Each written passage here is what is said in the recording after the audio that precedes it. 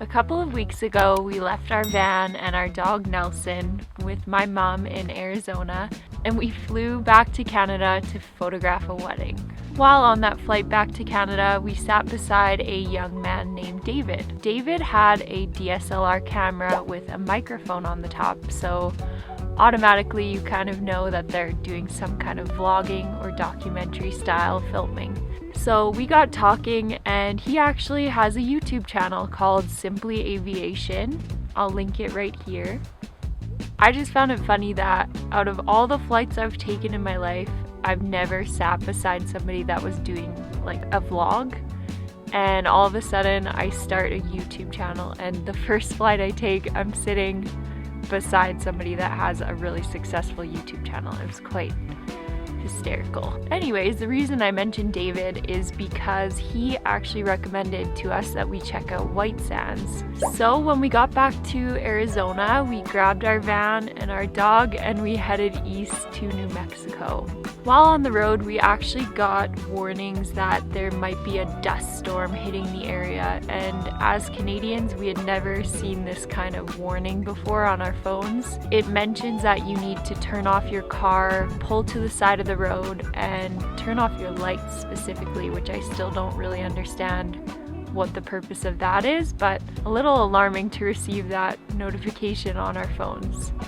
It was windy and we knew that there was dust blowing up everywhere, but we didn't realize that there are dust storms. It reduces your visibility to zero, similar to how a blizzard would. So we figured we should pull over and find a spot to stay. Indian Bred Rocks is nestled into the side of the mountain. It's a recreation area, BLM land, so it's free to stay for up to 14 days. So yeah, we found this location on iOverlander, and we really enjoyed our stay there. We found quite a few lovely people while we were there. We chatted with Curdy and Summer, and also Reese and Roxanne. Everybody is just really amazed at how beautiful this area is. I mean, it's super close to the I-10, which is cool. It also has grazing cattle around too, which we really enjoyed, just kind of spotting them and talking to them as well. So the dust storm passed and we were fine at Indian Bred Rocks, luckily. After spending a couple days, we continued on the I-10 east to a place close by Las Cruces, New Mexico, and I know I'm saying that wrong, so if you know how to pronounce it, please leave that in the comments below. So we found a place called Organ Pipes. I know. Organ Pipes National. Organ Mountain. Organ Mountains Pipes Desert Spot Peak. Oh my god. Organ Peaks. Organ Mountains Desert Peaks National.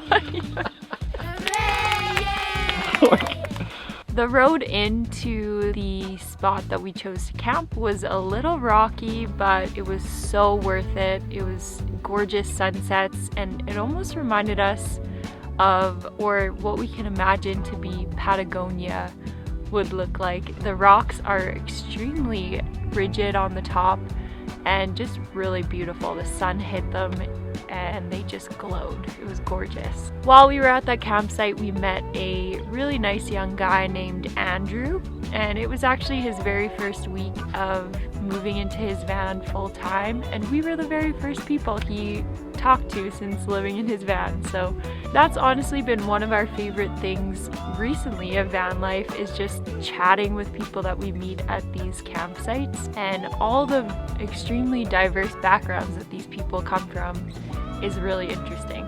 We stayed there for 2 nights and then finally made it to White Sands National Park. When we got to the national park, it was extremely busy. There was lineups galore in the visitor center, but we had to pop in there to get our sticker, of course. We've been collecting stickers from everywhere we go and putting them on our fridge. So we got our sticker and also purchased a sled from the shop as well, which you can slide down the sand dunes in. Usually we don't you know, do those touristy type things, but we had so much fun cruising down these sand dunes in the sleds. So we spent the day just kind of playing in the sand dunes. Nelson had a blast running through them as well. And then we stuck around for sunset, of course, and shoes off, headed into the dunes and really experienced the magic of white sands at sunset. It was so gorgeous. The one thing was there was a ton of people around, which is totally okay. Of course, everybody wants to experience it.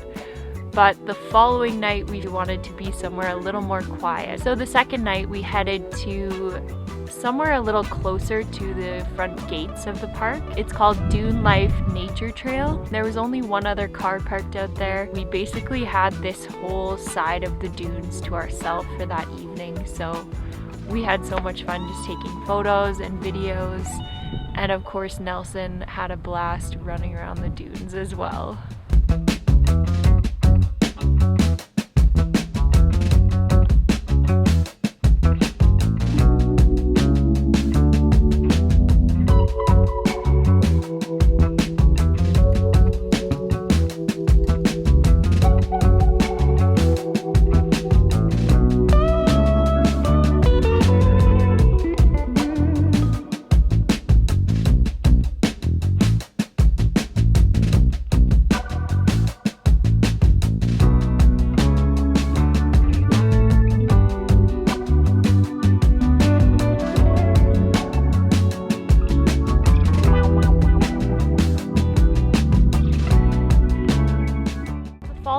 We decided it was time to move on. It was quite windy while we were in the area, and they were calling for more winds the following days, and just being near sand during a windstorm isn't the most pleasant thing while you're living in a van. We decided to head back west. While we were leaving the park, we thought to ourselves, we're never going to use this sled again, so why don't we just leave it for people to use?